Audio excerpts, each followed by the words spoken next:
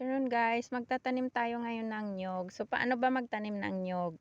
Ito, tinaga-taga ko muna siya all over guys. Tapos binabad ko siya sa tubig, doon sa pool ng tubig kasi gusto ko mabasa siya dahil tag-init dito ngayon guys at nandito tayo sa tuktok ng bundok.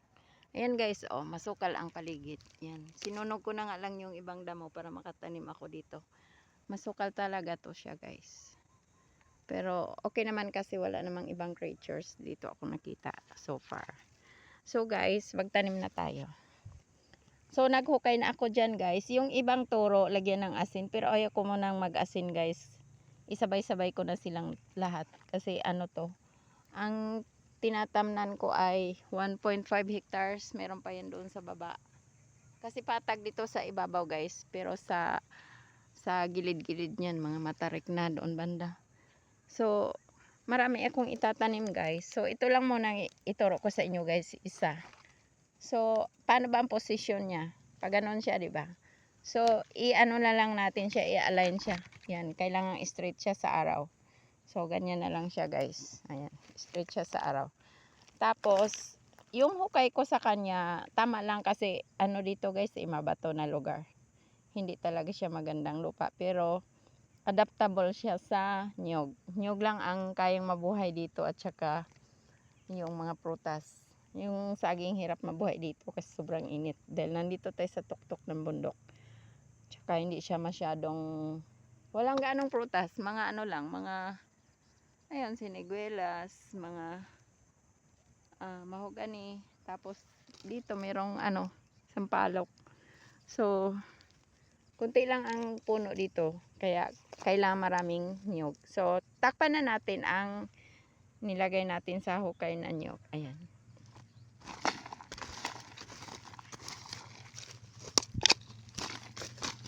Bali, lagyan lang siya ng lupa, yung hinukay na lupa all over guys. Ibalik natin. Yun pala guys, ituro ko sa inyo. Ang sabi doon sa VISCA, Visayas State College of Agriculture, ito lang daw ang right size ng pagtanim ng nyug o kaya smaller kasi pag sobrang laki na daw kagaya no, ayun may nakahiga, matagal daw tumubo, yun ang sabi nila. So ito siya guys, ano to, dwarf coconut guys, kasi pag mahaba na hindi na natin makuha, maghintay na lang tayong malaya siya. So hindi na tayo makakain ng buko salad. So, kailangan dwarf lang. Kung pang buko salad lang naman. Yung kapatid ko, ayaw niya magtanim ng dwarf. Gusto niya yung native na nyog, yung kailangan akyatin. Kaya ayaw ko naman ng ganun, guys. Kasi, pangkain lang naman tong tanim ko. Pangkain lang. Hindi naman talaga pang kopra. Lugi ka naman sa kopra, guys, eh. Kasi ang dami expenses gagawin dyan. Tapos magkano lang per kilo ang kopra dito sa probinsya namin, 30 lang. So, lugi ka. Kung per piece mo na lang buko salad, pang buko salad, 'di ba? Ang per piece dito 25-30. O di mas malaki ang kita mo.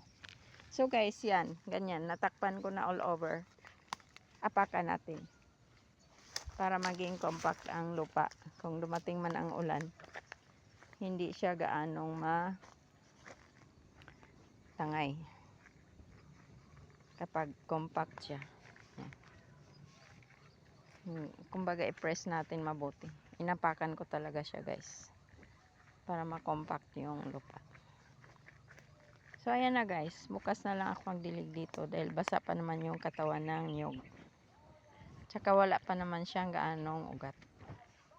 So ayan guys, thank you so much for watching.